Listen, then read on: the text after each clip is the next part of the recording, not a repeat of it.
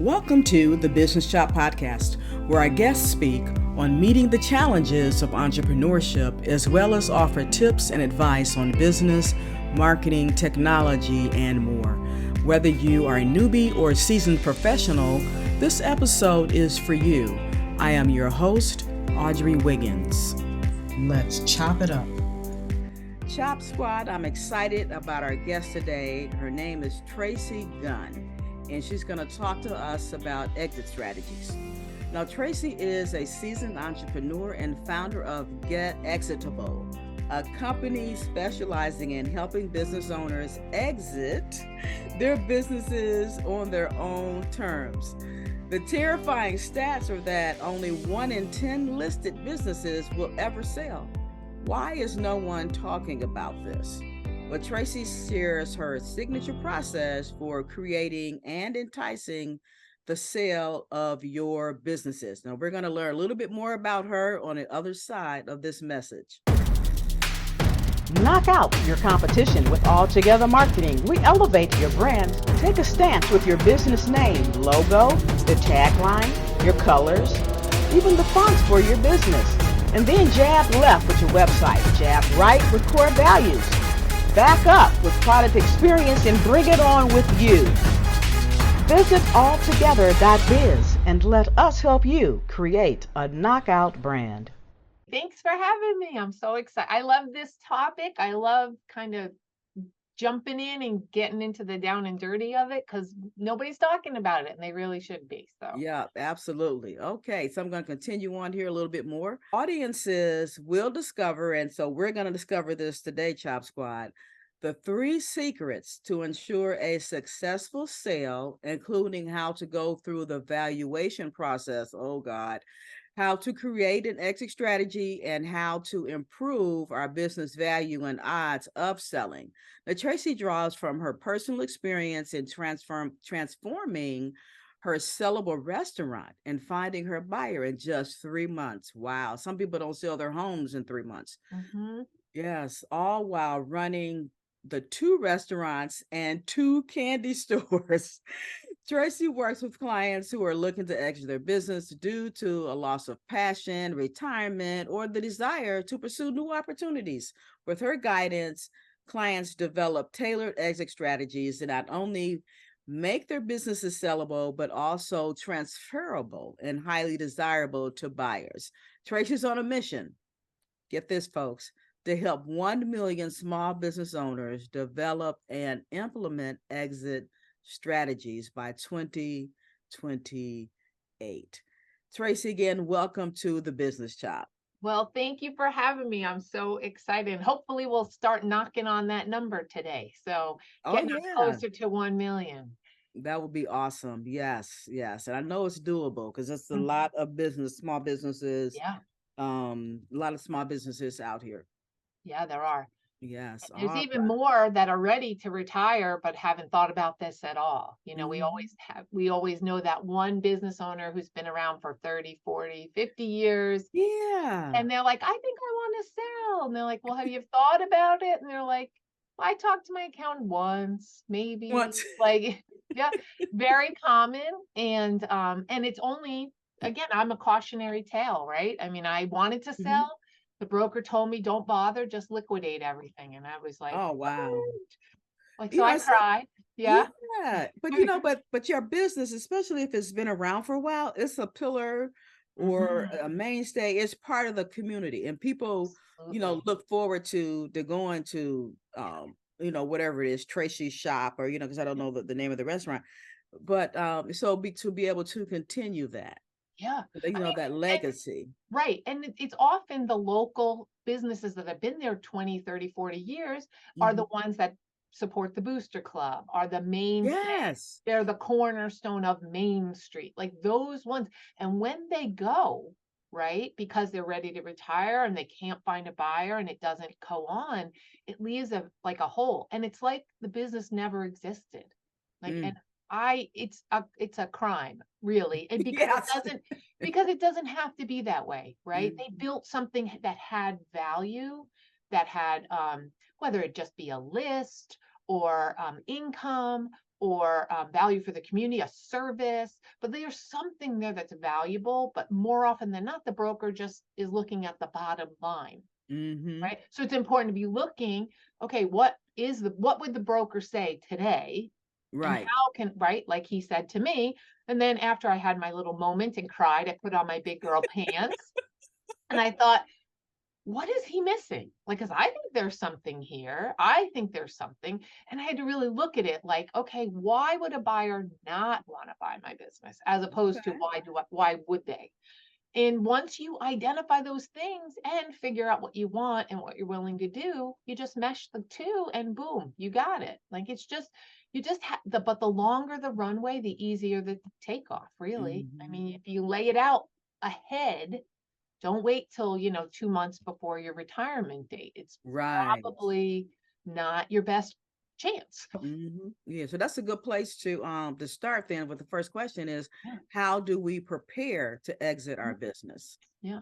I mean, so the way we do it, and this is what I did for myself and we've done for all of our clients, is that we start with what do you actually want? Right? Some people have, they're just tired and hate it. I was at a place where we're running 4 of them myself. I was ready to like set the match and walk away and let it burn, right? Burnout, I just literally. wanted to be done, right? I would have paid somebody to take it, right? So it just Mhm. depends what threshold you're at. And then it's just deciding what do you really want, right? How often as owners do we not think about what our end game is and Mhm. what do we want now? We're always just surviving and getting to the next thing. And so what we do is we do our exit plan and what that entails is what do I want? Okay. What does this look like? And why? I mean, because the why gets you through the bad days, right? The Mhm. Once you identify what you really want and you're gonna commit and work towards that, that filters the bad days. Like, okay, that end game is strong enough to get me to keep going, even though today I just want to cry. Those kind of things. So we identify what do they want, what do they need? Like, think about these businesses that there's a stat that's 12 to 15 million small business owners are going to retire in the next 5 years, all the boomers. Oh And so, yeah. because they're like, they're in their 70s probably, and they're done. Mhm. Yeah. And so when it comes time, they're going to, one way or another, the business will move on from them, whether it Mhm. goes away or, they sell. And so when you think about those people, all those people, and most of them don't sell, it's like, okay, well, like how much are you willing to do to make it sellable? And do you need it to sell to be able to retire? Again, most of Mm. us, I think I found another stat that said 80% of our net worth as owners is in our business. Wow. So if we don't sell, and we just let it go, we've lost 80%. Not we've lost our income, Mhm. also haven't had that wealth transference that we've been banking on, right? Most of us think, oh, I'll start it and someday it'll pay me back. This is Right. the time it's supposed to pay you back. So if you plan ahead, you can Mm. get there. You just have to start thinking about, all the things that you maybe are doing in the business that you shouldn't be doing, somebody Mhm. else should be doing, or that you should stop doing, all those kind of things. Mhm. So yeah, so we start with what is your plan here? Like what would Okay. your ideal dream exit look like, money wise, time wise, effort wise? Mm. Why do you want to? So that's kind of the gist of the exit plan. Okay. So give us like three moves that we can make to transform our business. So if we to get to that point, so maybe we're not one of the boomers Mhm. and maybe it's 10 years out or 20 years out. So Yep. what could we be doing now Okay. because I don't think we really, at least I don't think so anyway. The average person really starts a business and starts to think about the exit plan, at least not in the first couple No, years anyway. they don't. And Mhm. even as they're going along, do you know when they think about it? They think about it when they've had enough, when they're kind Okay. of burnt out, right? Wow. They're kind of burnt out and they think, I just don't want to do this anymore. They get Hmm. tired, or some new shiny object appears and they think, how the heck do I get out of this thing? Right. Yeah. But really, there's three levers that we teach people to pull. And we start with the idea that, okay, like we'll use myself as an example. I had this 6,500 square foot restaurant that I Okay. was running. I had staff, I had 25 staff, total 42 between all the businesses. Things Wow. were running, but I was still the engine that made everything go. Oh, yeah, that's a Always, lot. right? And so when he said it's not worth selling, just liquidate, I had to think about why. And Mm-hmm. really it was because I wasn't going to go with the business. So Mm. there wasn't going to be a buyer easily that could step in who would want to do what I was doing, first of all, but Yeah. second, could do what I was doing because it was all, again, I was the engine. And so I really had to take a look and think, how do I get myself out of this so that things are running? So there's three ways. It's either technology, like AI could be, or software, or something like that, some type of program or system that's tech that could replace me. That's number Mm-hmm. one. Number two, you have systems. So you can get systems in place and delegate. Yeah, right. Give it to somebody else. I have a good story about like a system, but and then finally it's people. Who can you delegate this to? And whether that's in-house or out of house, right? Whether it's a VA in, Thailand or the Philippines, or it's somebody who's already working for you that could be doing Yeah. the work, right? And so Right. those three levers, usually a problem, meaning a dependency on the owner problem, is solved with one of those three or a combo. So like, for example, in my restaurant, he told me my business was not worth selling. It was worth zero. Okay. So I started with Wow. that belief. And so, okay, well, if it's not worth anything right now, what can I do? So one of the things that I had not installed in my business was a inventory system for the liquor. And if Okay. you've ever had a restaurant or had bartenders, you know that is the easiest place for theft to occur Mm-hmm. because they are handling everything. And so we installed a liquor inventory control system Okay. through one of my staff people who already knew how to do it. I didn't know how to do it. I could Mhm. have, which is typical for owners, to go out and figure out how to do it and take care of Right. it, right? Instead, she said, I know how to do that. So for an extra 5 hours a week, I paid her an extra $100, let's say, a week, and she Okay. took charge of that. But what Wow. we found with that data is that a ton of alcohol was missing. Mm. And so once we figured that out and fired people and instituted policies and let them know we were tracking, all of a sudden I was more profitable. I wasn't going through so much, right? But my Yeah. staff was leaving with the money. So all of a sudden, just with that one change of hiring somebody to do something that really should have been in place anyway, that I Mhm. didn't have to do, all I had to do was pay her, I all of a sudden was more profitable. Wow. Right? So that's just a simple way that Yeah. I did. And at the time I was like, what?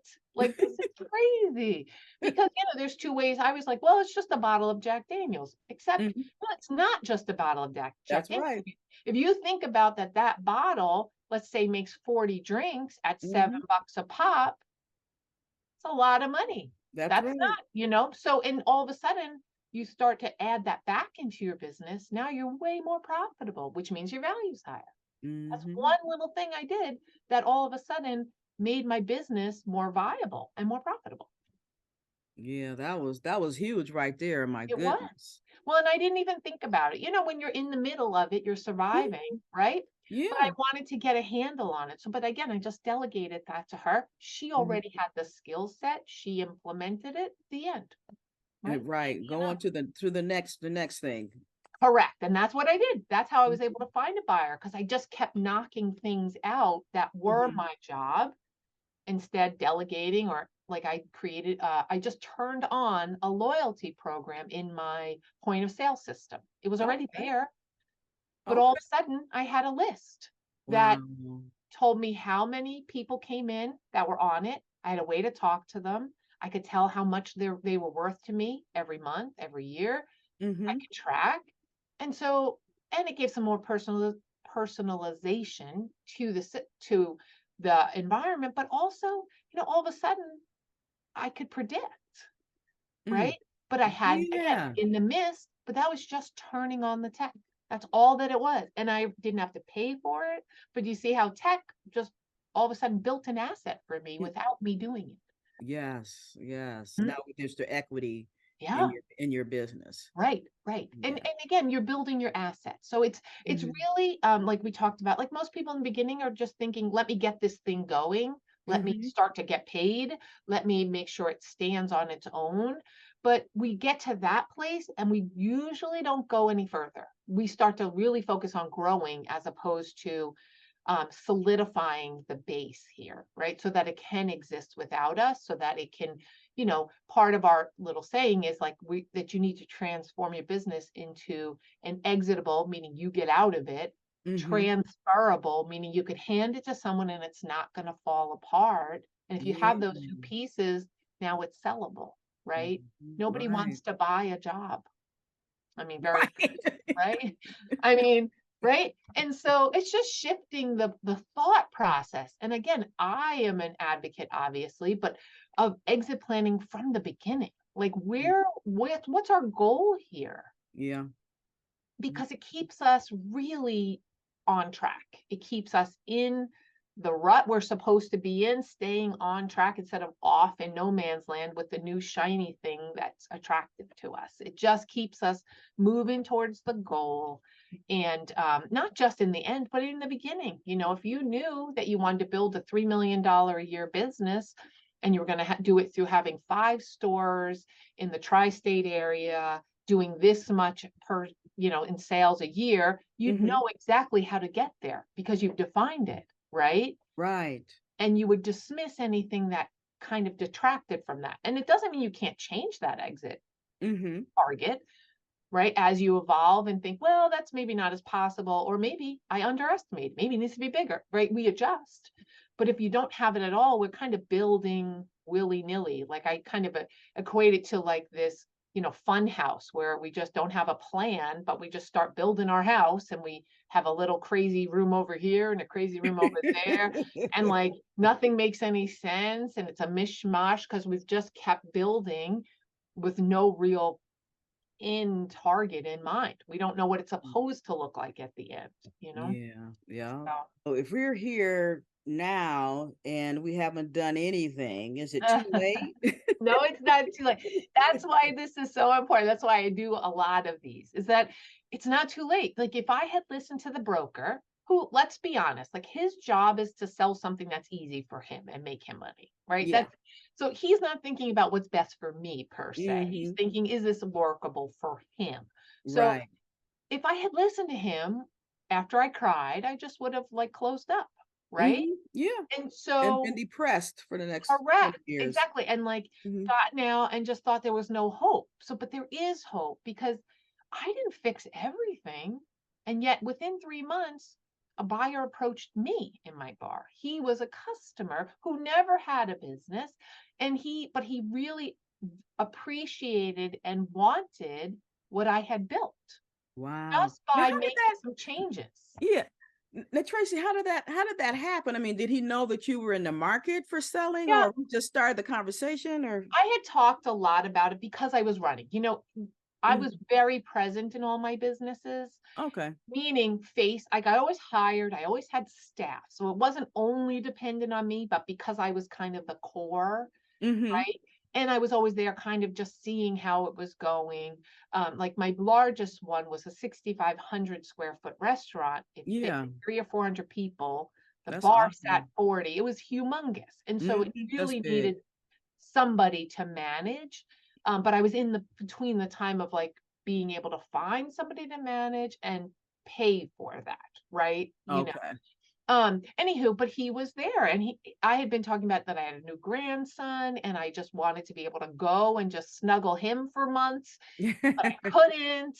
And I was just talking about like, what are my options? I don't know what my options are, but I'm going to fix it. I'm going to just try to sell and just keep going with it. Right. And I'm not a quitter, Hmm. as much as some days you want to.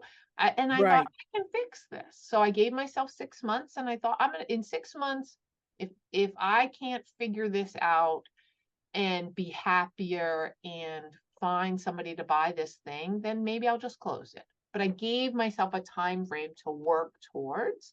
And in talking to my customers, again, very friendly business of Hmm. restaurant and bar, just chatting it up. Like, this is what I'm thinking. And they were like, Yeah. "You're all the time. You work so much." I'm like, "Yeah, I'm trying to figure it out. I'm trying to decide how to sell." Just being honest with my customers and with my staff. They all knew. Like, for me, it wasn't a big secretive thing because I didn't want them to be nervous. Right, right.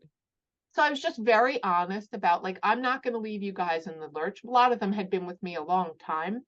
And so for me, it was just easy. And plus, I'm from New York and I like to talk. So it was very easy for me to share my hopes with Hmm. people. And so he's like, "Would you sell it to me?" And I was like, I would Wow. have never thought of him. And that's an interesting part about exit planning is, we kind of encourage you to identify who the buyer might be. Yeah.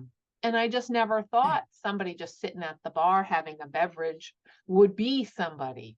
And he had Mm. never owned a business, but he was going to empty his 401k to do that because he wanted Wow. something to invest in, right? Okay.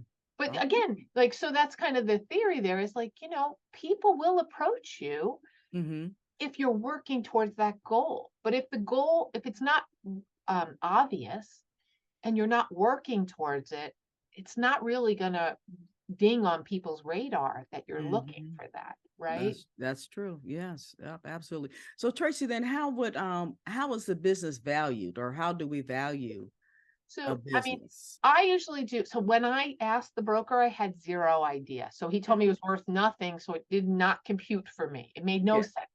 So this is an interesting thing too, is that most business owners, they probably know what their house is worth. Hmm. They have zero Yeah. idea what their business is worth or even how to figure it out. Well, how do you increase the value if you don't know how it's put together? Hmm. So we teach, just when we do our classes and stuff, we do just a very down and dirty profit model of, we just take what was your profit from last year, and depending on the profit level. So if it's under, let's just say 150,000, you're probably looking at a multiple of 1. So you take your profit and you Hmm. multiply it by 1. And that's a reasonable ask. And let's just say, obviously, it's an easier sell if you are not completely dependent upon in your business. So that we're going to Okay. take that out of it. But like, if you Hmm. have profit of $100,000, it's very reasonable that someone would be willing to pay you $100,000 to $150,000 to buy that business because they know in year one it'll have paid for itself. Right? Yeah. The Right. Right. higher the higher the profit, though, the more interested people are in paying more for it. Right? Hmm. If you had 500,000 in profit a year, people would often pay you $1 million for that. That's a Okay. 2x, right? Or maybe Hmm. even a 3x, because they know that, number one, you have a very viable business, but it's going to pay them back, right? Yeah. You Right. have to run a lot of years. So, like, if you think about it like this, like, if you only had 50,000 in profit last year, Hmm. and you want 300,000, they had to run that business for 6 years to even break even, Right. Yeah. right? And so Right. the Right. more attractive, and the other part is, so your multiple, so you have the two pieces. You have your profitability for a Hmm. year and you have your multiple. Okay. But once it's a professionally run business, meaning not dependent on the owner, like, let's just say, even if it's fractional, a C-suite who's running all the parts, Hmm. now you're talking a 4x plus. So sometimes, this is one of our little tricks, give you a sneak peek, is that if you professionalize your business, get yourself out and you hire out, even fractionally, all the divisions, Hmm. you can expect a 4x on your profitability because now it's a real professionally run business. It's less of a risk to buy, Okay. Okay. right? Versus dependent on the seller. Do you see how that, right? I mean, if you were the buyer, would you want a business that the owner's running everything, or would you want a business where the owner's just overseeing and collecting checks? Yeah.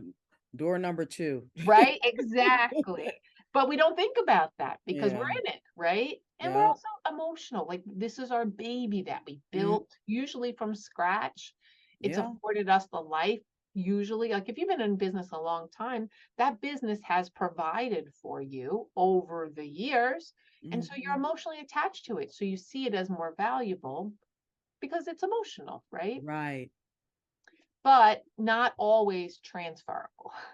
Okay. Okay. Yeah, makes sense. So, but Wow. that's an easy one for people listening. Like, just do that basic math for yourself. Like, Mhm.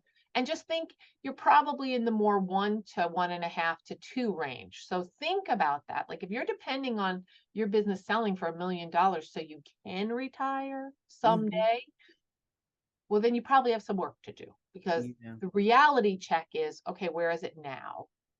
And if this is where I need to go, next is how do I get there? Tracy, how do we get in touch with you so we can learn more about exit strategies? So we What's your have a website? Yeah, Mhm. yeah. We have getexitable.com. On there's a bunch of free resources. We have like the Mhm. 10 steps of exiting your business, like getting to a sale. We have a 30-day challenge, which helps you build your exit plan over 30 days for free, just Oh, in 5 minutes a day, one task a day, just to kind of get your first draft done. okay. Uh, because again, once you do it, I know exit planning, not very sexy, right? But Right. if you think about that, it could pay you instead of nothing, 200, $300,000. Now that's a little bit more sexy, right? And if it's Mhm. just, this is, in my opinion, the number one factor of whether or not a business sells or not is whether or not they planned for the exit. Yeah. Um, so there's a bunch of free resources in there. And then we also have, classes we offer and stuff. So that's the best place to find me. And I'm on social everywhere. But yeah. Okay. All right. Well, if you can leave us with um the answer to how do we start our business with the end in mind? Mm. I think really what it comes down to is that when we start a business, we have this idea usually, right? And we think, oh, I can make this work and make that work and so on and so forth. But we're thinking that it's short term, right? We're going to invest a lot and then eventually it's going to give back to us, right? We Yeah, right. think about that, but we very rarely think about what does the giving back to us look like. And so I think of it like, oopsie, so sorry. I think of it like when we have children, right? Surprise or not, we get this child and we're like, okay, I'm going to love the heck out of you and give you everything, right? And as you grow up, you're going to start to push away from me. And eventually you're going to move out of my house, Mm-hmm. but that someday you're going to take care of me because I'm going to need it, right? And Right. so it's not unlike that. So if you think of your business like that, how is that business going to pay you back for your investment? Not just short term, like it pays for my car, it pays for my cell phone. I'm proud that I built this thing. It helped me buy my house. But like, what's the long-term plan? Or do you want to see it go on forever? That is that is a personal choice of what does that look like? Do I want to sell someday? Okay, well, build with selling in mind. Build with the thought that nobody wants to buy your job.